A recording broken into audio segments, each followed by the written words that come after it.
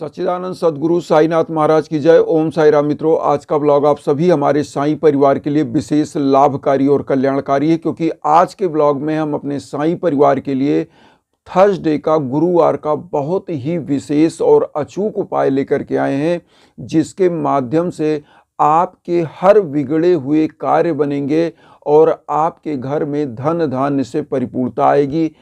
ये उपाय जिस भी साधक के द्वारा किया जाता है, जो भी हमारे साईं परिवार करते हैं, तो ऐसी मान्यता है कि इस उपाय को करने से जो आपके कार्य बनते बनते बिगड़ जाते हैं।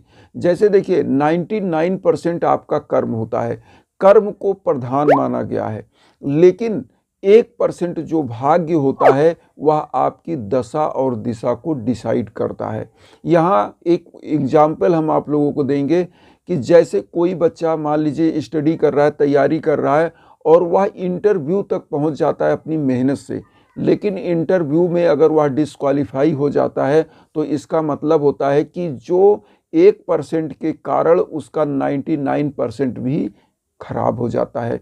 इसीलिए 1% के लिए हम अपने इष्ट गुरु, अपने देव गुरु, अपने ईश्वर की आराधना और प्रार्थना करते हैं कि हमारा जो 1% है वह 99% को भी प्रभावित करता है। तो क्यों ना हम ऐसे उपाय करें, जो छोटे छोटे उपाय हैं, जिससे हमारी हर मनोकामनाएं सिद्ध हो और अपने कर्म के क्षेत्र में हमारी कीर्ति हो और हमारा सफलता हमको प्राप्त हो। तो आइए जानते हैं क्या उपाय है। सबसे पहले आप लोगों को करना क्या है। जिनके घरों में आर्थिक स्थिति थोड़ा सा डैमेज चल रही है, या जिनके बच्चों का कार्य क्षेत्र में असफलताएं मिल रही हैं, चाहे वह कंपटीशन का क्षेत्र हो, चाहे बिजनेस का क्षेत्र हो, या जिनके घर परिवार में ऐसी स्थितियां बनी हो कि आय का स्रोत ही न सृजन हो पाए, तो उन लोगों को यह उपाय जरूर करना चाहिए। सबसे पहले ध्यान से आप सुन लें क्या क्या लेना है। आपको एक सफ़ेद कागज लेना है, आपको एक जो है दीप लेना है, चाहे सरसों के तेल का दीप लीजिए, चाहे तिल के तेल का, चाहे घी का दीप आपको लेना है। उसके बाद पीला पुष्प लेना है, पीला हल्दी लेना है और थोड़ा सा चावल ले लेना है। अब मैं आपको बता रहा हूँ करना क्या है। साईं बाबा का जो 11 वचन है अपने आप में बहुत ही अद्भुत है, क्योंकि साईं बाबा के 11 वचन में बाबा ने खुद शपथ पूर्वक यह चीज़ें 11 वचन में कही है कि मुझे सदा जीवित ही जानो, अनुभव करो, सत्य पहचानो। तो मतलब बाबा हमेशा आपके साथ हैं। और 11 वचन ऐसा है कि एक प्रकार से आपकी मन में दृढ़ता लाता है, आपका कॉन्फिडेंस बूस्ट करता है। तो यहाँ पर 11 वचन एक बार हम बोल दें। इस 11 वचन को आपको 11 बार बोलना है, उसके बाद हम बता रहे हैं क्या क्या करना है। तो 11 वचन पहले आप सुन लें।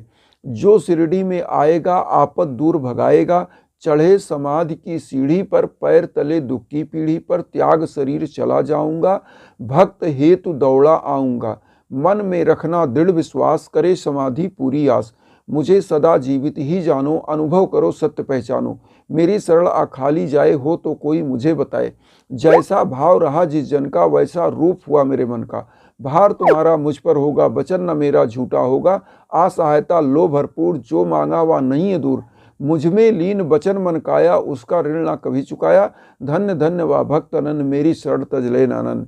ये 11 वचन आपको तब बोलना है जो सफ़ेद कागज लिया है आपने, उस पर स्वास्तिक का निशान आपको बना लेना है। जैसे हम ये दिखा रहे हैं इस प्रकार से, ये तो लाल स्वास्तिक है, लेकिन आपको हल्दी से सफ़ेद कागज पर बनाना, तो पीला स्वास्तिक का निशान बन जाएगा।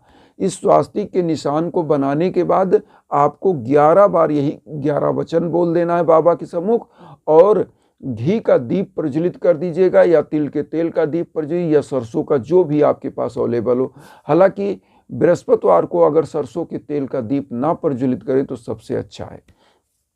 अब यहाँ पर जो पीला पुष्प आपने लिया है वो बाबा के श्री चरणों में अर्पित करिए। जो चावल आपने लिया है, इस चावल को आपको क्या करना है, थोड़ा सा हल्दी में मिलाकर अक्षत बन जाता है, उसको बाबा के श्री चरणों में लगाइए, वही अपने मस्तक पर लगा लीजिए।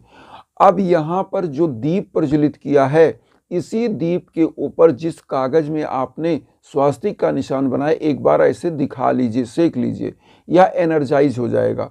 इसको करना क्या है, जैसे जहाँ पर आपका मेन दरवाजा होता है, ऐसी मान्यता है मुख्य दरवाजे पर अगर स्वास्तिक का निशान बनाया जाता है तो ऐसे घर में धन धान्य की परिपूर्णता होती है। माँ वैभव लक्ष्मी सदा ऐसे घरों में विराजमान होती हैं।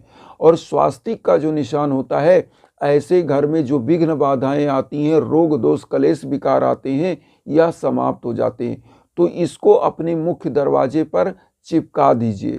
अगर इसको आप चिपका देते हैं, या अगर कोई बच्चा स्टडी करने वाला है, तैयारी करने वाला, जिस टेबल पर बैठकर वह पढ़ता है, अगर वह अपने सामने इसको चिपका लेता है तो ऐसी मान्यता है कि उस व्यक्ति का, उस बच्चे का कॉन्फिडेंस हमेशा बूस्ट होता है और उसका परफॉर्मेंस बहुत अच्छा होता है, क्योंकि वह इस आज्ञा चक्र पर उसका प्रभाव पड़ता है। और जब वह स्टडी करता है उस समय अगर एक भी नज़र उस जो है स्वास्तिक के निशान पर पड़ता है तो उसका जो दिमाग होता है वह कॉन्सेंट्रेट होता है।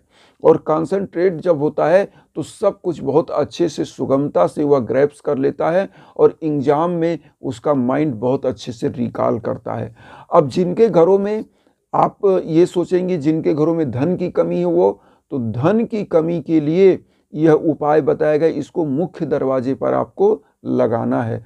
और जिनके शॉप में, जिनका बिजनेस है, वो क्या करें, जिनका बिजनेस है वह अपनी दुकान के अंदर इसको लगा सकते हैं या दुकान के गेट पर, शटर पर लगा सकते हैं।